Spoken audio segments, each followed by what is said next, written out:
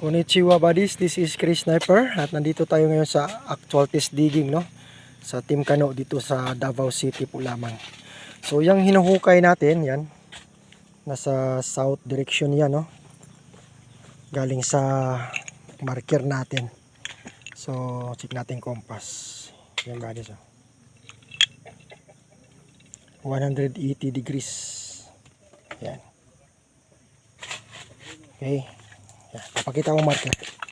Tatlong bato to ay nagsunod. Isa, dalawa, tatlo.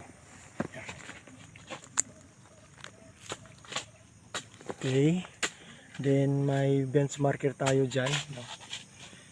Na ganji marker. Yan. Okay. So isa, dalawa, parang kukuro formation ng stone. Yan. Pangatlo, ayan. Okay. So ito si Buddy na test dig. Lost trap to buddies, no? Lost layer. So kaya sinircular muna natin ang test dig. Ayan ang layer. Red na ang layer sa baba. Pula na. Yan, halo. Okay. So yan ang marker natin. Okay. So ang terrain naman ay sloping yan. Baba yan. Din doon may creek. Yan, titingnan natin. Klarong-klaro ang liring body ko. Yan. So tinitrace natin para malalaman ang setup. So from top to below, ayan, low strap talaga. Yan. Yun, may mga redstone na. Wala talaga ba siya, no? Ayan. Diamond type pa. Pula na bro, no? Okay, so yan siya. Pulang pula. Okay, so may mga greenstone din tayo na nakukuha. Itong mga HTM, no? Sa 3 feet. Kasi mag 4 feet na ito eh. So may mga marker tayo dito. Hindi pa natin nalinis lahat. So papakita ko lang, no? Red tisa. Okay. Ito siya. Okay. Animal marker, no? Animal head.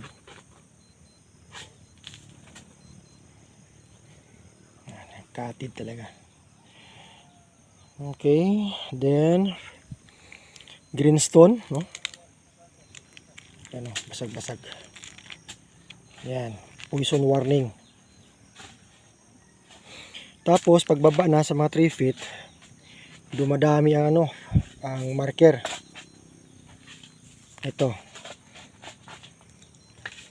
Yan. Pinukita ng isa, ichi, yan. Okay talaga. Okay. So, green ang kulay nito, buddies.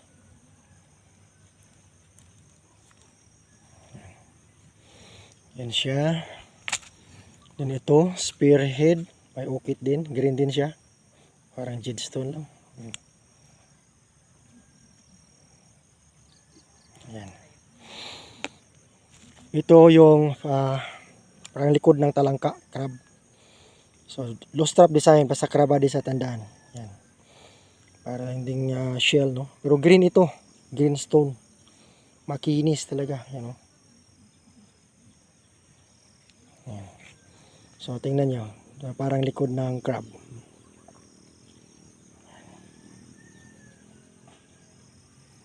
Okay. Maganda to malinisan eh.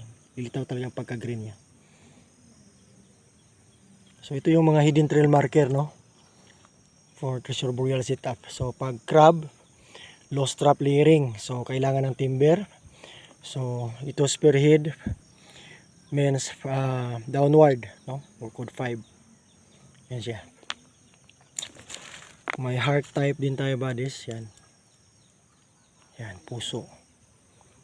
Pusong bato. Kuro marker. Pag heart niya. Yan. Okay, so importante ang heart dahil nag-indicate ito ng wealth underneath, treasure underneath. Okay, then same, makinis na bato na kulay green. Para mga may precious gemstone. Okay, snakehead, poison warning. Yan. Sabay na sa color coding buddies, poison warning yung green. Yan, green pa rin. Baby foot, parang pala ng baby. Travel down. Yan. Yan pang isa dito. Yan. Katin talaga. Okay. Parang birdie, no? Tweety bird. Ayan, sabay dito. Napansin niyo may letter C yan. Ayan. Ayan. Portal sign. Opening marker. C or D. Ayan. Parang maliit na bird. Okay. Ayan. So, mga mga Ganji marker, no? Okay. Ayan. Okay. Cute. So, ito marami pa. Mga broken talaga. Ito may malaki. Na makinis din. Another snakehead marker. Ulo ng ahas. Ayan. Ayan, napakakinis buddies. May mata pa siya. Tapos, yan. May triangle. So, pag tingnan mo, ganun. Ayan. Kitang-kita siya. Oh. Okay, yun ang mga HTM na may mga indikasyon. Okay, snakehead.